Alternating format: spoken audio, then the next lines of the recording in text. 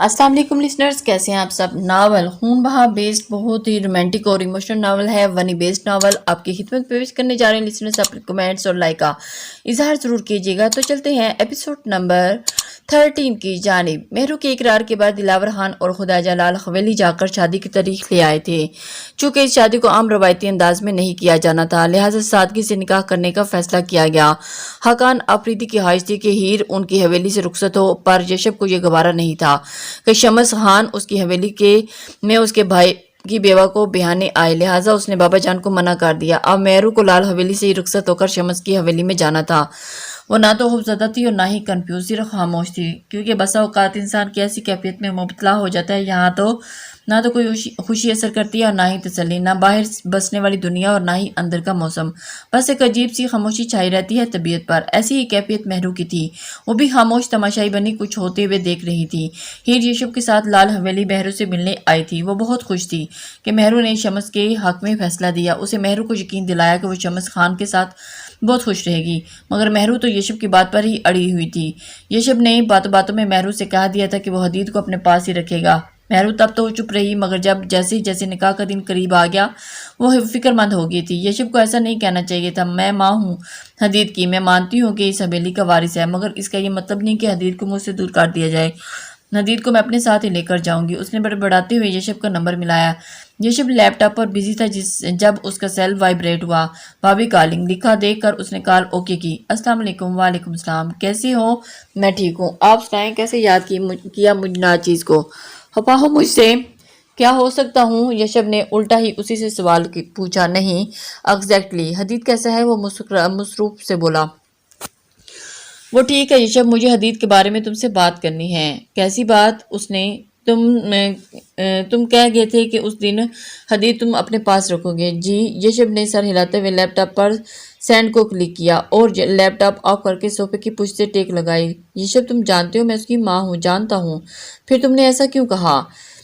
کیونکہ میں نہیں چاہتا کہ اشار خان کا خون شمس خان کی حویلی میں پرورش پائے، اور یہ نہیں ہو سکتا۔ پھر تم اشار خان کی بیوہ کو بھی اس حویلی میں جانا سوٹ نہیں کرتا۔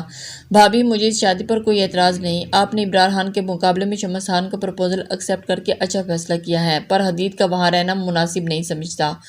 وہ رسان سے بولا۔ ہیر نے تم سے کچھ کہا ہے اس بارے میں؟ مہرو مشکوک ہوئی کہ شاید ہیر کے گھر والوں نے منع کیا ہو حدید کا ساتھ لانے کے لیے۔ نہیں، وہ کیوں کہے گی کچھ؟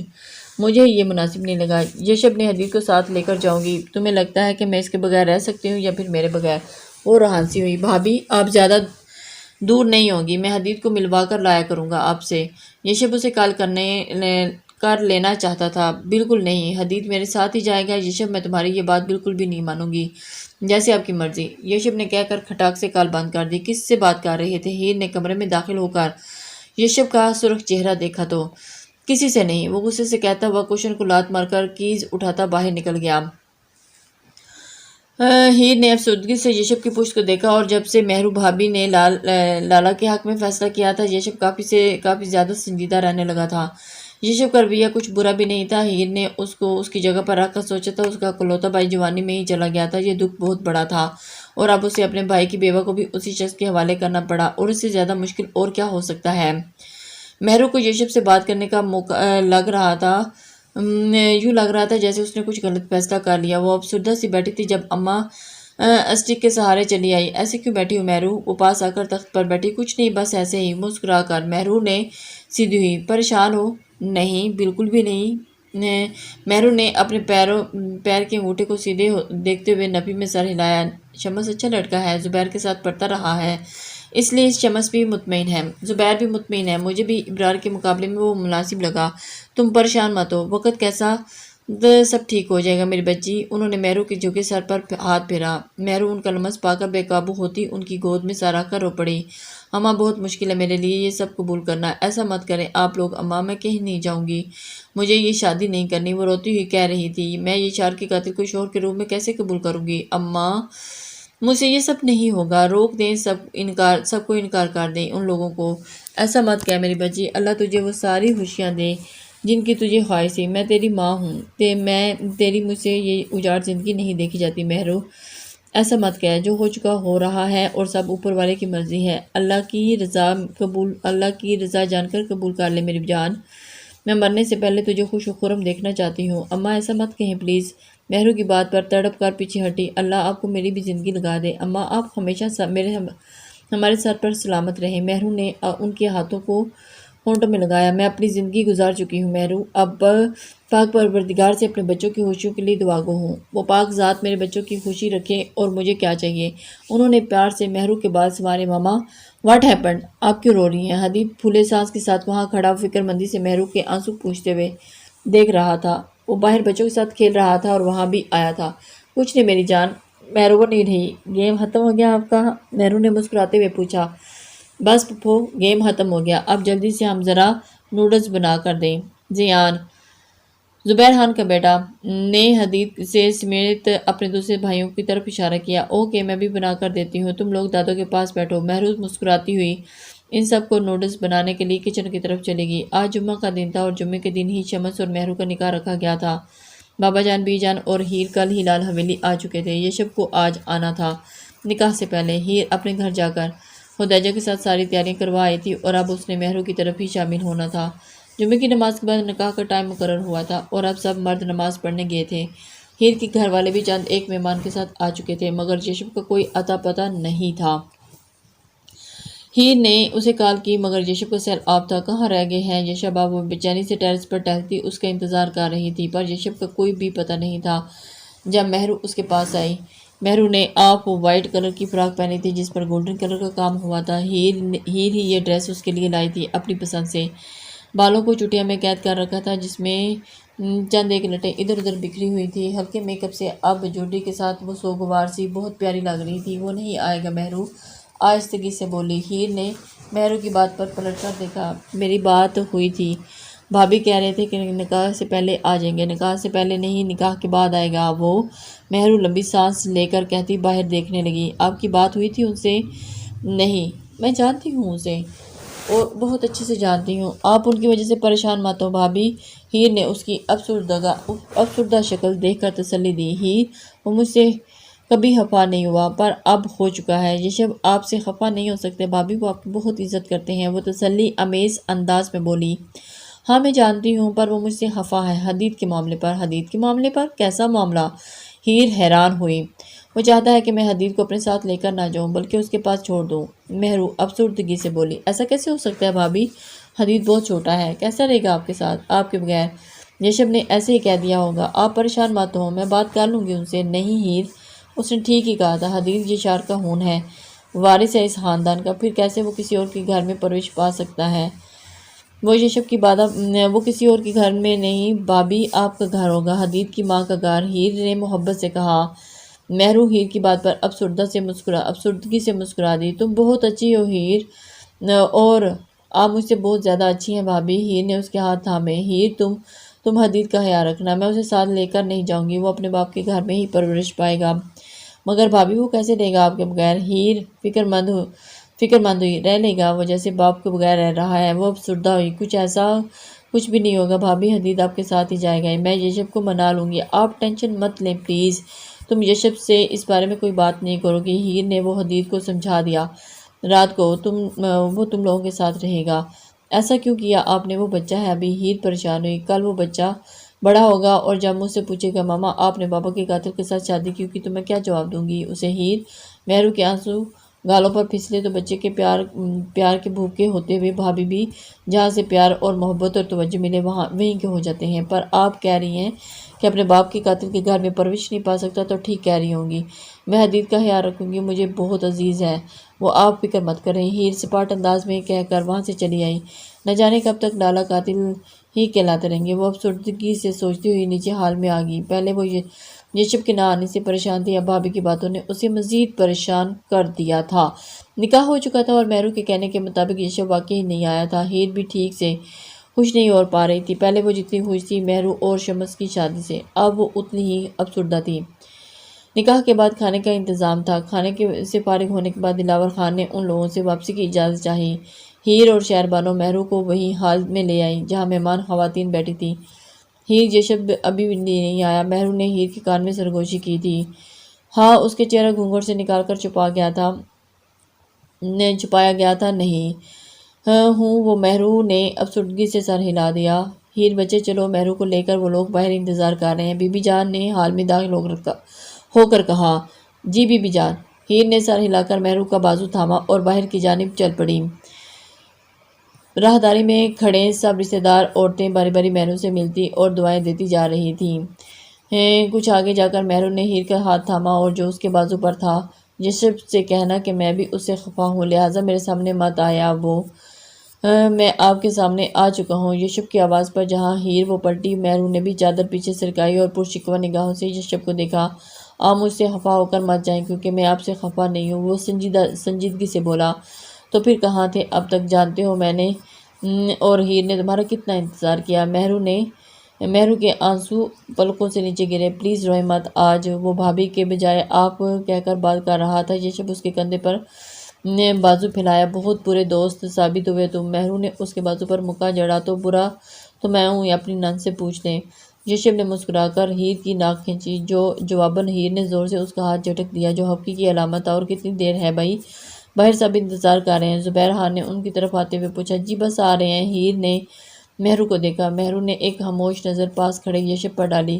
ہمیشہ خوش رہیں۔ یشب نے مہرو کے سر پر ہاتھ رکھ کر دعا دی اور باہر جانے کے بجائے اندر کی طرف چلا گیا۔ ہیر نے مہرو کو چادر درست کیا اور ساتھ لے کر باہر نکل گئی۔ مہرو سب بڑوں بزرگوں کی دعاؤں تلے رخصت ہو کر شمس خان کی حویلی آ چکی تھی۔ ہیر بھی اس کے ساتھ ہی آئی تھی۔ چند روایتی رسموں کے بعد ہیر مہرو کو اس کے کمرے میں لے آئی تھی۔ یہ کمرہ ہیر نے خود ہی ڈیکوریٹ کروایا تھا۔ مہرو کو شمس اور پروشے کے کمرے میں نہیں لے جانا چاہتی تھی، اس لیے اس نے مہرو اور شمس کے لیے نیا کمرہ سیٹ کروایا تھا۔ ہیر نے مہرو کو کمرے میں لا کر بٹھایا تھا۔ یہ کمرہ آپ کا ہے بھابھی، اور اس کی ہر چیز آپ کی ملکیت ہے، بلکہ یہ حویلی، یہ گھر، یہ آج سے یہ آپ کا ہے۔ امید ہے کہ آپ بنا کسی تکلف کے یہاں ہر چیز کو اپنے یہاں کے مکینوں سمیت اپنا سمجھیں گی۔ میری دعا ہے کہ اللہ آپ کو ہمیشہ بہت ساری خوشیوں سے نوازے، وہ سب خوشیاں جو آپ کا حق ہیں۔ میں اب چلتی ہوں، آپ کو کسی چیز کی ضرورت ہو تو بتا دیں۔ ہیر نے تفصیلی سے بات کرتے ہوئے پوچھا۔ نہیں۔ مہرو نے نفی میں سر ہلا دیا۔ ٹھیک ہے میں جاتی ہوں، آپ ریلیکس ہو کر بیٹھیں۔ بھابھی حدید کو میں اپنے ساتھ ہی سلاؤں گی۔ ہیر حدید کو اپنے ساتھ ہی لے کر آئی تھی۔ بیسٹ آف لک، وہ مسکرا کر کہتی کمرے سے چلے گی۔ پیچھے مہرو نے بے چینی سے انگلیاں چٹکانے لگی۔ دل بہت زور زور سے دھڑک رہا تھا، ہتھیلیاں بار بار پسینے میں بھیگتی جا رہی تھی، جنہیں وہ تھوڑی دیر بعد کپڑوں سے رگڑ کر صاف کر لیتی۔ عجیب سی ہز ٹینشن تھی، حالانکہ نکاح سے پہلے وہ بالکل بھی کنفیوز نہ تھی، پر اب کیوں ایسا ہو رہا ہے؟ مہرو نے دل دھک دھک سے بے چین ہو کر پاس پڑے جگ سے پانی کا گلاس انڈیلا اور پینے لگی۔ پانی پی کر سیدھی ہوئی تو جب آہستگی سے کمرہ کا دروازہ کھلا اور شمس اندر داخل ہوا، مہرو نے اسے دیکھے بغیر ہی سر جھکا لیا۔ شمس چھوٹے چھوٹے قدم اٹھاتا بیڈ کے قریب آ کر کھڑا ہوا۔ مہرو بیڈ سے ٹانگیں نیچے لٹکا کر ہاتھوں کو مضبوطی سے دبوچے سر جھکائے بیٹھی تھی۔ شمس نے ایک نظر اس کے جھکے سر کو دیکھ کر آہستگی سے سلام کیا۔ مہرو نے ہلکی سی جنبش سے اس کے سلام کا جواب دیا۔ میں جانتا ہوں یہ سب آپ کے لیے آسان نہیں تھا، میں یشار کا قاتل ہوں، اور اس کے قاتل کے ساتھ کسی بھی رشتے میں قبول کرنا یقیناً آپ کے لیے بہت تکلیف دہ ہوگا۔ بے شک میں نے یشار کو جان بوجھ کر قتل نہیں کیا، نہیں مارا، مگر اسے گولی میرے ہاتھوں سے ہی لگی ہے، جس کا پچھتاوا مجھے آج تک ہے اور شاید میرے دم تک رہے گا۔ شمس نے افسردگی سے اپنے ہاتھوں کو دیکھتے ہوئے کہا۔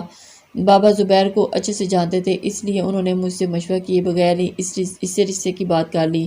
اگر مجھے ان کے فیصلے کا علم ہوتا تو میں بالکل بھی اس بات کی اجازت نہ دیتا۔ جس طرح یہ سب آپ کے لیے مشکل ہے، اسی طرح میرے لیے بھی۔ میں خود کو آپ کا مجرم تصور کرتا ہوں اور شاید آگے بھی کرتا رہوں گا۔ مجھ سے جو ہو چکا ہے اس کی معافی تو نہیں ہے، میں جانتا ہوں، لیکن پھر بھی آپ سے معافی مانگتا ہوں۔ ہو سکے تو مجھے معاف کر دیجیے گا۔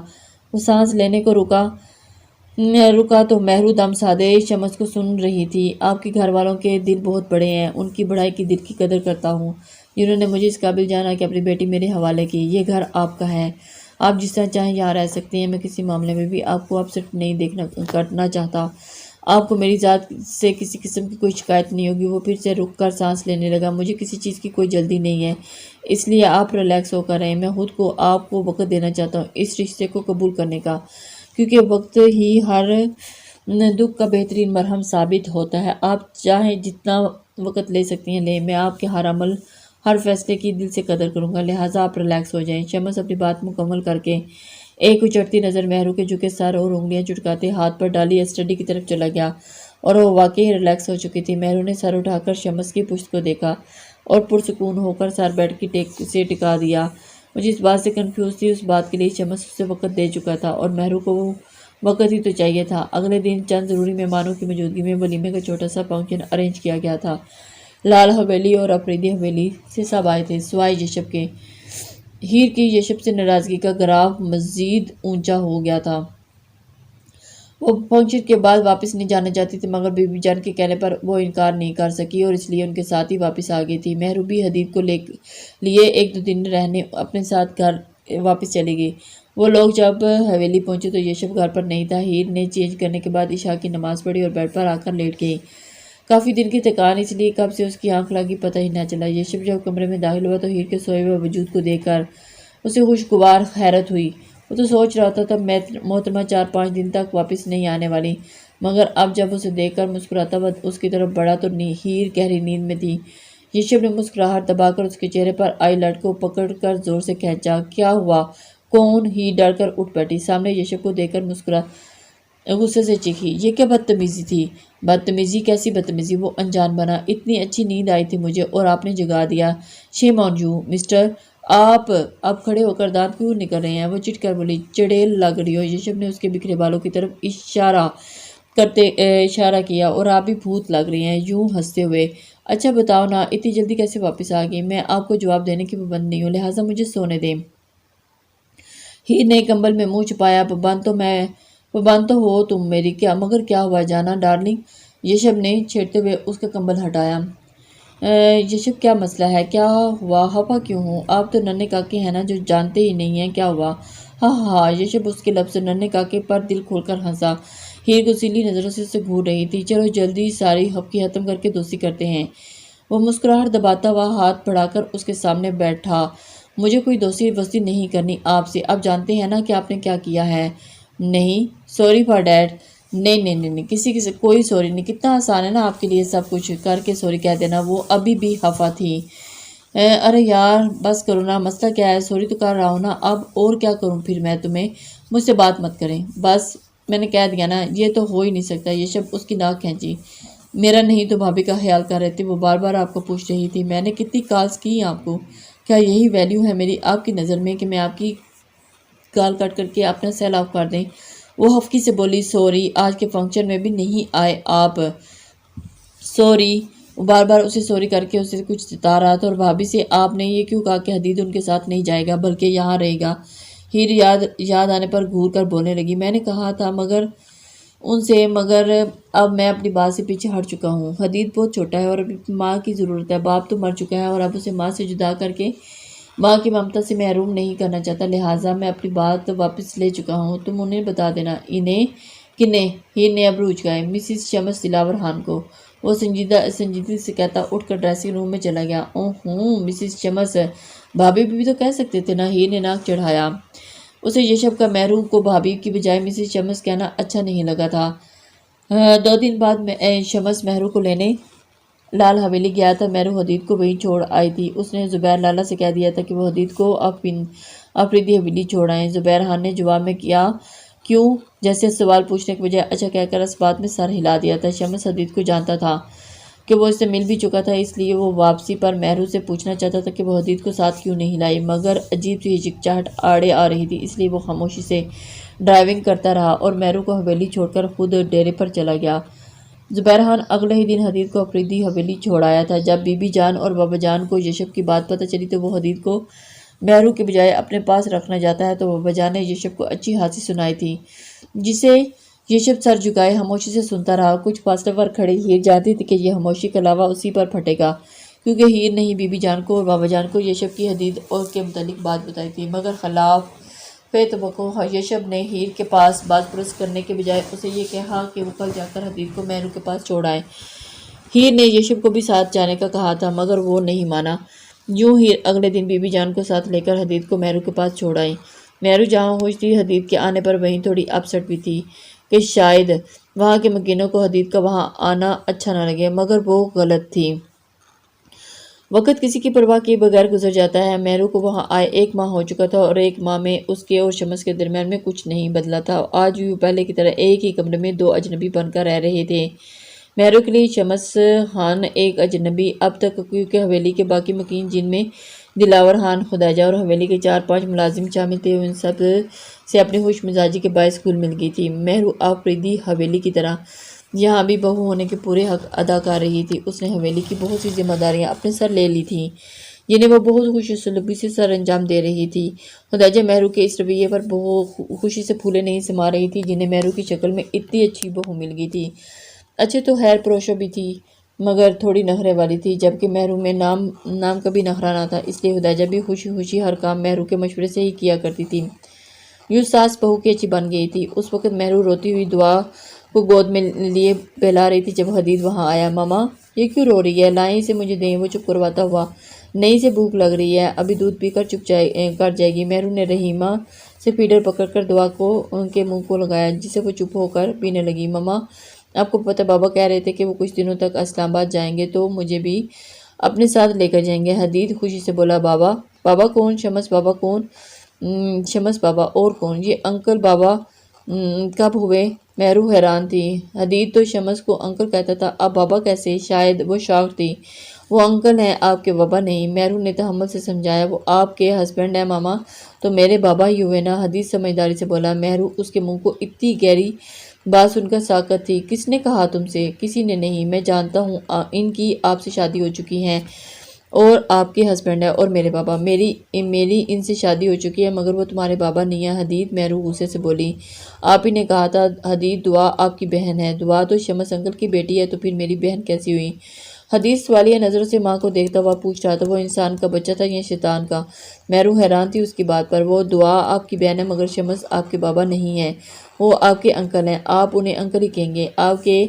آپ کے مہرو نے پیار سے نو، میں انہیں بابا ہی کہوں گا۔ وہ باضد تھا۔ اس کی بات پر مہرو نے غصے سے اسے تھپڑ مارنے کو ہاتھ آگے اٹھایا۔ پیچھے سے کوئی اس کا ہاتھ تھام کر رو چکا تھا۔ مہرو نے گردن موڑ کر پیچھے کھڑی شمس پر ایک غصیلی نظر ڈال کر جھٹکے سے اپنا ہاتھ اس کے ہاتھ سے کھینچا۔ حدید بیٹا، آپ کی ویڈیو گیم لے آیا ہوں، جا کر چیک کر لو، وہی ہے جو آپ نے کہی تھی۔ شمس نے مسکرا کر اس کے بالوں میں ہاتھ پھیرا۔ اوکے بابا، وہ اچکل کر کہتا ہوا نیچے بھاگا۔ بچے پر ہاتھ اٹھا رہی تھی آپ چند منٹ خاموشی کو شمس کو آواز سے توڑا۔ بچے جب غلط کریں تو سدھارنے کے لیے ایسا کرنا پڑتا ہے۔ بالکل، مگر صرف غلطی پر۔ شمس نے تصحیح کی۔ مہرو نے اس کی بات پر سوالیہ نظریں اٹھائیں۔ حدید کچھ غلط نہیں کہہ رہا تھا، اور مجھے انکل کے بجائے بابا کہنا چاہتا ہے تو اس میں برا کیا ہے؟ آپ اس کے بابا نہیں ہیں، میں جانتا ہوں، مگر میں بھی چاہتا ہوں کہ وہ مجھے بابا کہے، مجھے اچھا لگے گا، اور مجھے بھی دعا بھی آپ کی بیٹی نہیں ہے، پھر بھی وہ آپ سے ایک ماں کی طرح ٹریٹ کر رہی ہیں نا، تو میں نے آپ کو ایسا نہیں روکا۔ دعا بھی چھوٹی ہے۔ مہرو آہستگی سے بڑبڑائی۔ حدید بھی اتنا بڑا نہیں ہوا کہ اسے باپ کی ضرورت نہ رہے۔ مجھے آپ سے بحث نہیں کرنی، وہ چڑ کر بولی۔ شمس اس کے چڑنے پر مسکرا دیا۔ فائن، مجھے بھی اب اس بارے میں مزید کچھ نہیں کہنا۔ حدید مجھے بابا ہی کہے گا، اور آپ سے اس بات سے نہیں روکیں گی۔ شمس کہہ کر جھکا۔ مہرو اس کے جھکنے پر سانس روک چکی تھی۔ شمس نے جھک کر مہرو کو گود سے لیٹی دعا کو گال پر بوسہ دیا اور مہرو کے ارد گرد